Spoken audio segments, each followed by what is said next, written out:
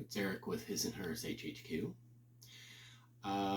This is going to be a quick how-to video. It's weird. I came across a video which is a couple years old. Somebody was talking about how-to bullet holes. Most of the stuff I work with is 1/25th scale, but I mean, obviously I will be getting into 35th scale. But I watched this video with interest and was a little disappointed in the lack of realism. Not to say it didn't work, but it's a certain lack of realism. As one of those people who has been there, done that, I have a certain experience dealing with bullets. So I wanted to do a really quick video, instructional wise, as to making those gangster cars, or perhaps a junkyard target, as it were. Even the road signs. Everybody remembers those road signs, right? I just wanted to do a really quick thing that would show something a little more accurate in 1/24th, 1/25th scale. So here in a moment, we're going to go towards the bench, and it's a really quick, simple tutorial. Hang on. Okay, and we're back. I'm going to be using this junk Mustang to show you precisely what I'm talking about. Now, I've seen a lot of people have these uber little drill bits. Mine's not quite as little as it could be. Let me see. It's actually a 1/32nd size, which is good to some extent, but it's not perfect. So what we're going to get at here is most of your 7.62 millimeter or smaller rounds are, you know, like your 5.56, 2.23, something like that, are going to present a certain impact. So what you need to start with is a brand new sharp blade with that point. You want a really sharp point. This is actually really quick and really simple. I've also seen somebody use a superheated needle, and that works too, but it actually creates a blossom or bloom in the plastic, and you don't want that. So for the side of a vehicle, now I have a slightly dull blade here also. I broke the tip off doing something, so we're going to use this new one. In the side of the vehicle, say you want that impact point right there,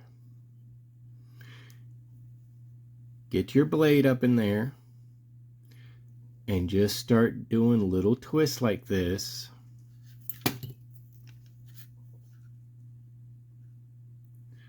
And you already see the slight impact right there.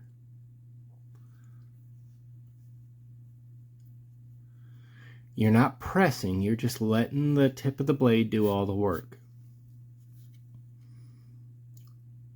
Right there. That would be, let me see if I can, that right there is your basic impact. Now, it doesn't go all the way through, and if the car body was off of the chassis here, I would do it from the other side and try to come most of the way through and then come through here. But that's going to be your basic 5.56, 223, 7.62 millimeter impact. Then what you do is you use your paint and give it a slight discoloration around it. Just a hint of discoloration, honestly. Now, for the windows, your side windows, like the actual side windows, you would get a shatter. So be prepared to create a lot of little fragments. Like, I mean, say your impact was here in the corner, you would literally break off all that bit around it, create little bits, to scatter up on the inside of the vehicle, and then kind of spiderweb the rest of it. Again, this is for like your gangster vehicles. Maybe you've got a junkyard kit that is literally in a junkyard and somebody's been shooting the mess out of it just because, something like that. Now, when it comes to the windshield, which is a safety glass, and the back windows, you're going to create the same impact just like you did on the side of the car.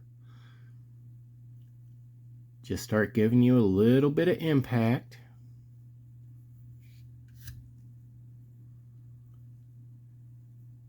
See, just a little bit more. And you're not trying to go all the way through, at least not from the outside. And here you have your basic impact. And then what you're going to do is go from that central impact and start scraping it.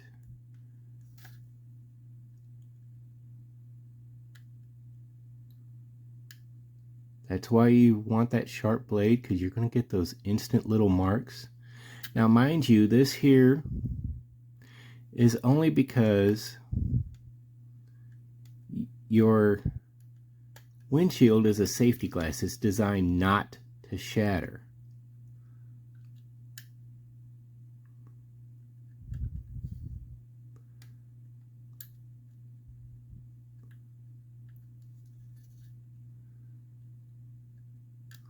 I have pictures from one of the trucks I was driving and a couple of bullet impacts. It's why I can attest to how this looks. And essentially, you're just going to start creating a spiderweb look from the impact. You're scraping it along, creating those scratches, and basically you're creating the spider web. Because it's not major. It really isn't. It's, I mean, you don't want to over exaggerate it. I guess you could say less is more. And then you still have that center piece. You're going to give it a little bit more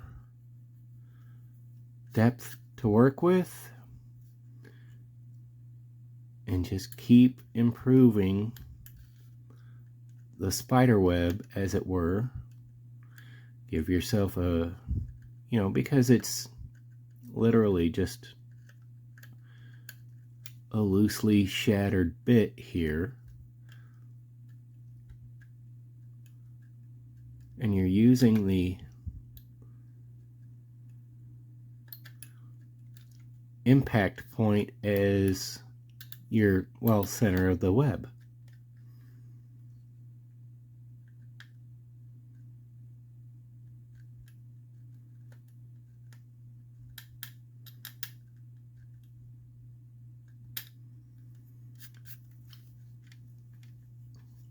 And there you go. It doesn't have to be all kinds of crazy perfect. And if you wanted to, you could add a touch of like mix a little bit of blue or clear blue and clear green and get just a dab of it, kind of like a wash, because you know how it's got glass has that kind of aqua look to it when it's shattered or broken like this. Turn it into kind of a wash, a very, very thin wash, and get a little bit in there. Just wash it out and then, or wash it in there and wipe it away. And you'll create just that little bit of extra,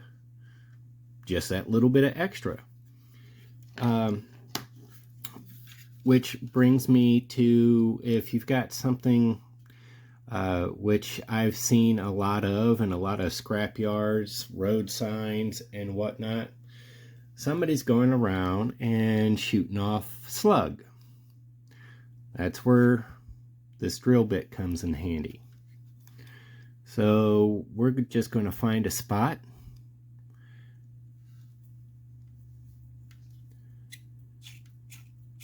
Because again, I'm trying to help with that little bit of realism there.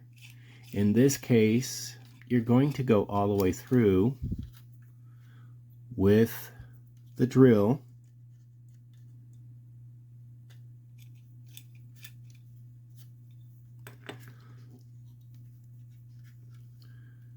Now we've got a solid hole there.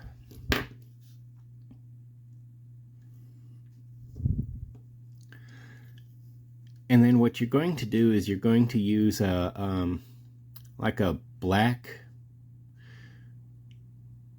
gray black to get into the edges there. But we want slug. So we've got our starter hole.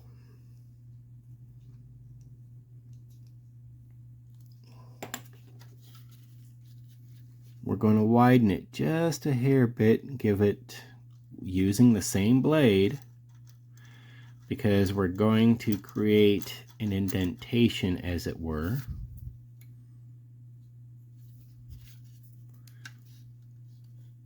There we go. We've got that slight indentation.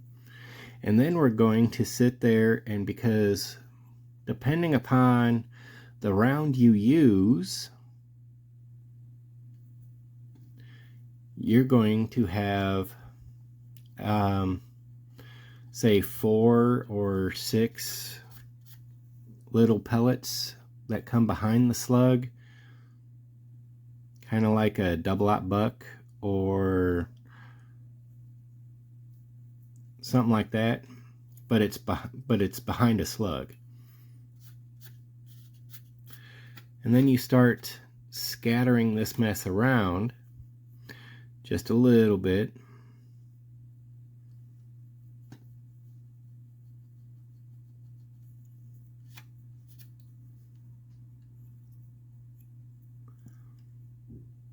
And a dark wash will fill in these voids, turn them black as if they're all the way through, or again, you can do it with the car body off and do it from the inside until you have the little holes, and then it goes all the way through.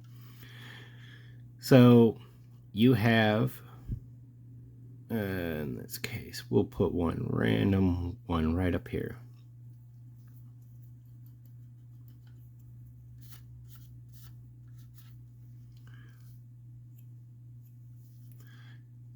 And there you go.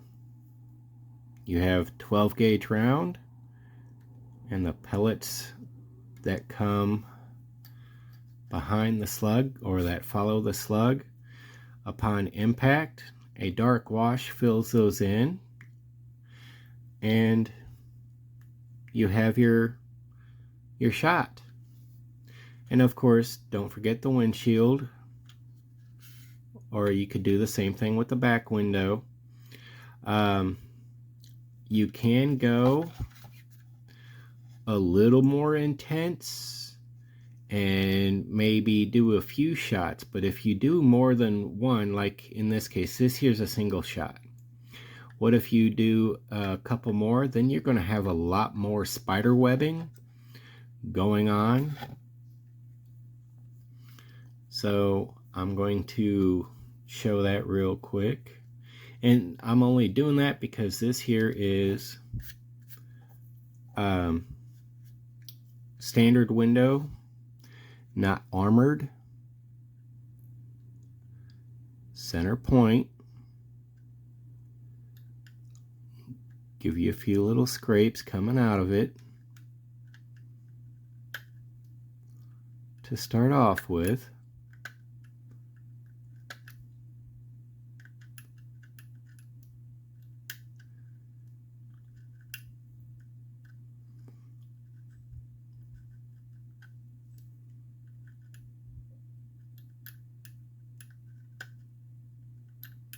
And you hear how I'm literally just scraping the mess out of that.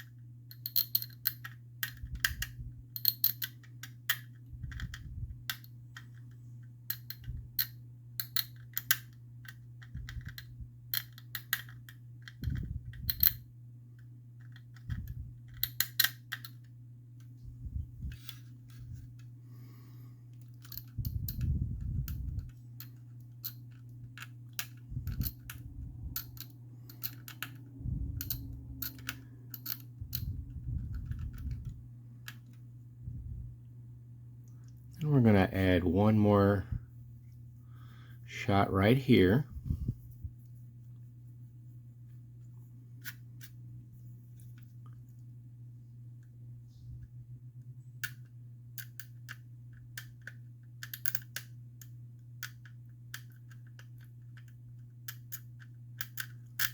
And again, that's really all it is just you're creating the little impact points and then the spider web on top of that. The bulk of the spider webbing is going to be exactly where the actual impact is, but then you're going to get a little bit of that, of course, outgrowth from it, like you've got here.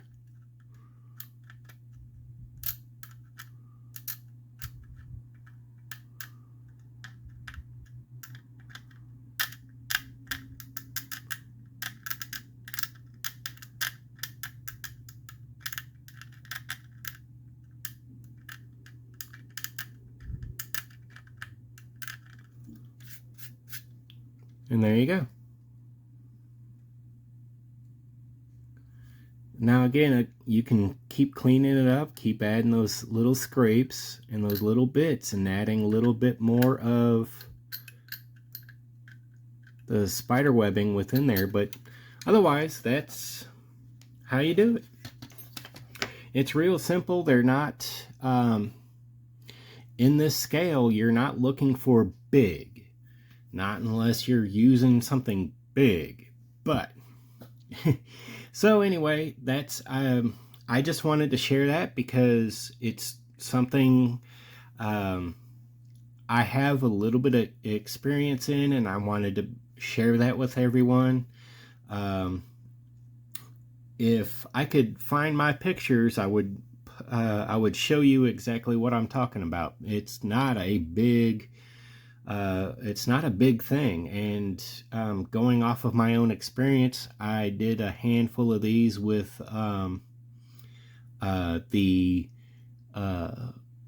post-apocalyptic build I'm still working on finishing, and yeah, so I just thought I would share that because I felt it needed to be out there. I'm Eric with His and Hers HHQ. If you haven't yet, head on over to Facebook and follow us at His and Hers Hobby Headquarters. Take a moment, like, subscribe, share the content, share the love of scale model building. It truly is a medium limited only by your imagination. You build for you. And as always, take a moment, comment below. It may be a while, but I do try to be as interactive as possible. I really do appreciate the comments, and I really appreciate the support. This here is a phenomenal community, and I'm absolutely honored to be a part of it. I want to thank all my subscribers, my old subscribers and new subscribers. I thank you all. Without you, this channel isn't a thing. So I really very much appreciate it. I'm Eric. Have a good day.